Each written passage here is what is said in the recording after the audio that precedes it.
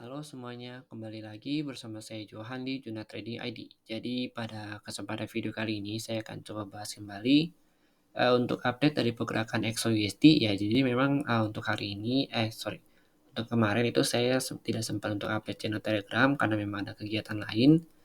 Ini memang saya akan coba buat videonya, saya jelaskan di sini. Kalau misalkan untuk hari ini si XOUSD ini memang turun cukup banyak, yaitu lebih dari 1,5% ya. Jadi atau ada di sekitar 1,7%. Dan pergerakan dari XOUSD ini juga saya perhatikan masih sesuai dengan analisa pada video sebelumnya. Yang dimana kalau dia break dari trendline ini, ya ini kan ada trendline 4 jam ya. Pada video sebelum juga sudah saya jelaskan bahwa selama harga bertahan di atas trendline, ya ini kan ada trendline nih. Selama harga bertahan di atas trendline, itu akan cenderung melakukan kenaikan karena memang trendline ini adalah trendline uptrend. Ya, sedangkan kalau kita perhatikan di sini, ya trendline-nya ini udah di break sama dia. Ya di sini nih, ini candle-nya udah di break di candle 4 jam atau lebih tepatnya itu ada di harga 1950. Nah, pada saat dia breakout dari harga 1950 atau dari supportnya yang ini, yaitu harga langsung crash ya atau turun melakukan penurunan ke bawah tanpa melakukan koreksi sama sekali. Bahkan kalau kita perhatikan di sini, ya dia sempat ada beberapa Marubozu candle ya. Pertama itu di sini 1, sini 2, 3, 4. Nah, saat ini dia sedang membentuk Marubozu candle lagi nih yang terbarunya. Ya di jam 2.45 subuh ya di sini dia sedang membentuk candle Marubozu lagi kalau misalkan ditutup tanpa sumbuhnya ya. Nah, kalau untuk skenario naiknya kita hapus dulu ya karena memang kalau kita perhatikan harga itu lebih cenderung untuk melakukan penurunan dan memang kalau misalkan plan yang kemarin ya atau sesuai dengan map yang kemarin seharusnya itu harga itu melakukan retest kembali ke area sini baru dia melanjutkan penurunan kembali. Ya, tapi kalau kita perhatikan dari gerak-gerik harga yang saat ini sedang terjadi, ya sedang running. Nah, di sini kalau dia selesai nih di candle 4 jam itu bisa memberikan pattern atau chart pattern itu bearish engulfing. Hanya saja untuk bearish engulfing ini kurang sempurna karena dia tidak bisa memakan shadow-nya, hanya memakan sumbunya aja kecuali dia bisa tutup di bawah sini. Jadi 1907.37. Nah, kalau misalkan si candle merah ini bisa tutup di atas di bawah sini, maka kemungkinan turunnya itu akan lebih besar karena bullish engulfing itu lebih sempurna. Kalau ini bisa dikatakan bearish engulfing yang lemah karena dia hanya memakan dari si bodinya aja, body candle buyer yang ini.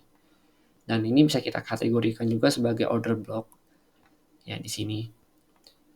Nah, kalau kita perhatikan lagi ya untuk pergerakan atau next move dia yang selanjutnya, ini kan ada range area yang cukup besar ya di sini di area 1890.32 sampai 1917.23. Nah, range area ini kalau kita perhatikan juga merupakan area yang cukup volatil untuk CXOUSD. Kita bisa lihat di sini nih. Ya, ini candle ini gede-gede semua di sini.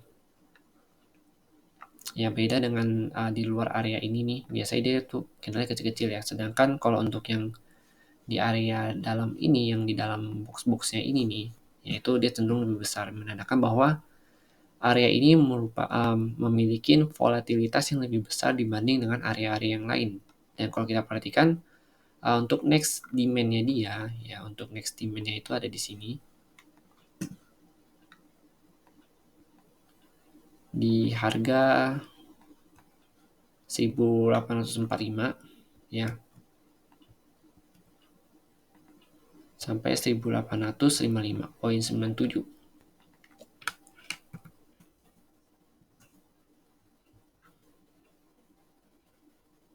Ini adalah next demand-nya dia. Jadi kalau misalkan dia jebol lagi demand ini, maka dia akan melakukan penurunannya itu di sini. Dia akan melakukan retest kembali di area ini trendline daily-nya dia nih di area sini. Ya, kemungkinan besar itu ada di harga segini. Di 1803 atau di 1800-an. Ya, kita bisa ambil patokan tuh di sini.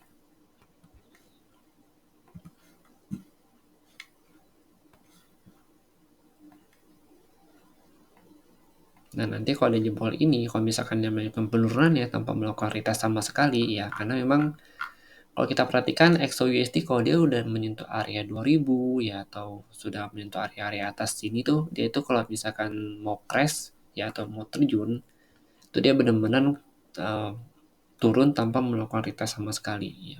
Kalau misalkan kita perhatikan dari um, histori-histori yang sebelum-sebelumnya nih, dia itu cenderung turunnya itu langsung lebih besar nih, kalau kita perhatikan. Ya di sini nih, tuh. Candle turunnya itu benar-benar besar dan retestnya itu hanya sedikit-sedikit aja. Makanya ini kalau misalkan dia terjun begini, ya itu kemungkinan besar penurunannya juga akan besar juga langsung seperti yang sebelum-sebelumnya. Dan saat ini untuk support terdekat dia itu kalau kita perhatikan dengan menggunakan candle dengan time frame yang kecil itu ada di level harga 1910 ya, terus 1907, lalu ada di harga 1904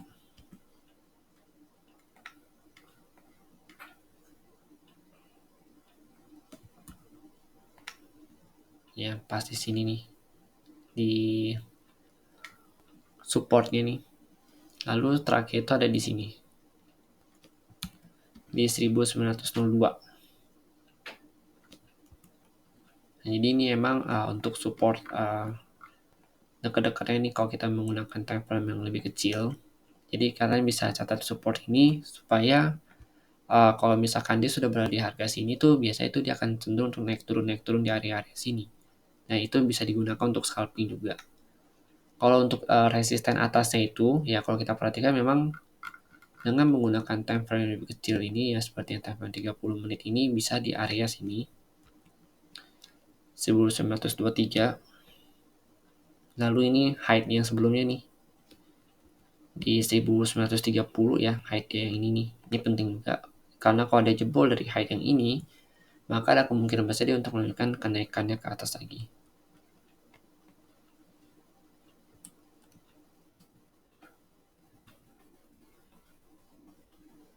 Nah, kalau untuk resistennya ini kita perhatikan memang cenderung lebih jauh ketimbang support yang ada. Dan untuk saat ini, kalau misalkan dia terjun atau breakout dari si 1917 ini, terdekat dia itu ada support di level harga 1913. Ya, jadi ini ada support dekatnya dia nih. Kita bisa lihat di sini candle yang ini nih, 1913. Jadi nanti kalau misalkan dia jebol di sini, maka kemungkinan besar dia akan begini dulu. Baru dia lanjut turun ke bawah lagi. Jadi dia seperti membuat sebuah anak tangga untuk turun ke bawah. Dan kalau kita perhatikan juga dari struktur turunnya dia, ini juga udah terbentuk nih struktur turunnya. Dimana dia nggak bisa break dari height yang sebelumnya. Ya kalau kita perhatikan ini height-nya, ya dia nggak break nih. Jadi dia selalu membentuk higher low yang baru. Ya, di sini tuh. Nah ini juga sama. Ini dia juga sama nih dia nggak bisa break. Nah ini kemungkinan besar kalau dia mau membuat higher low lagi atau membuat lower low yang baru lagi, dia akan kesini dulu nih ke 1902, lalu dia naik lagi ke atas ya melakukan retest kembali di 1922, baru dia lanjut turun lagi ke bawah dan begitu seterusnya ya sampai dia menyentuh area demand yang cukup kuat. Nah untuk demand terdekat dia kalau kita perhatikan di time frame 30 menit ya itu ada di area 1833 1883.48, lalu di 1890.44. Ini adalah area demand yang terdekat dia kalau kita lihat menggunakan time frame 30 menit atau time frame yang lebih kecil. Jadi sini lebih tepatnya. Kan di sini dia gap up nih. Lalu naik ya, dia naik gap up. Turun dia sempat menyentuh area ini. Nih, dia tutup gap di sini ya, belum sempat menyentuh area ini langsung naik lagi ke atas sampai ke area 2000. Makanya kalau misalkan dia jebol area ini ya, kalau kita lihat dengan menggunakan time frame yang kecil ya, maka potensi dia untuk turun ke bawah itu lebih besar melakukan retest kembali di area sini 1883 sampai 1890. Oke, jadi memang sekian dulu penjelasan dari saya mengenai XOUSD ini. Dan saat ini kalau kita perhatikan memang di sini seller itu cenderung memegang kendali terutama karena dia itu udah breakout dari si trendline-nya ini. Oke? Jadi, jika memang ada yang kurang jelas atau misalkan ada yang ingin ditanyakan lagi, kalian bisa diskusikan di channel Telegram Juna Trading ID. Ya, mulai besok saya akan aktif kembali dan saya akan update mapping ini di sana, ya, berserta dengan news-news lainnya. Terima kasih dan sampai jumpa pada video berikutnya.